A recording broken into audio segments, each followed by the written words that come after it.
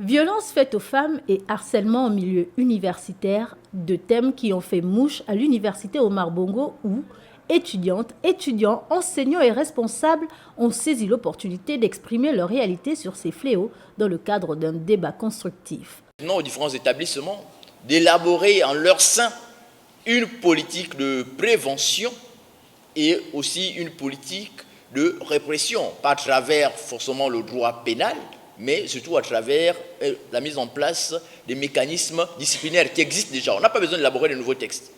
Puisqu'on parle d'enseignants, les enseignants sont les fonctionnaires, ce sont les agents publics. Il y a le statut général de la fonction publique qui pose bien les obligations des enseignants. Il y a le statut général des fonctionnaires, il y a le code de déontologie de la fonction publique, il y a le code pénal.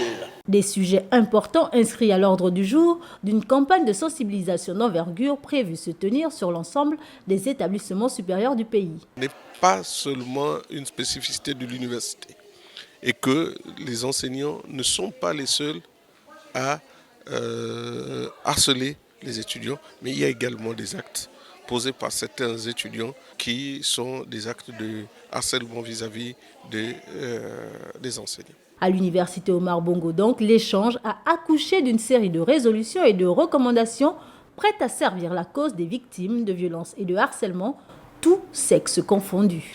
Donc la mise en place des commissions qui traiteront de la question des plaintes notamment et de l'accompagnement des victimes du harcèlement. Faire de l'université Omar Bongo un espace de sécurité pour tous, telle est l'ambition affichée par ses premiers responsables qui, à côté des instruments juridiques existants, encouragent également la libération de la parole, la prise en charge des victimes et le renforcement des dispositifs de signalement des faits.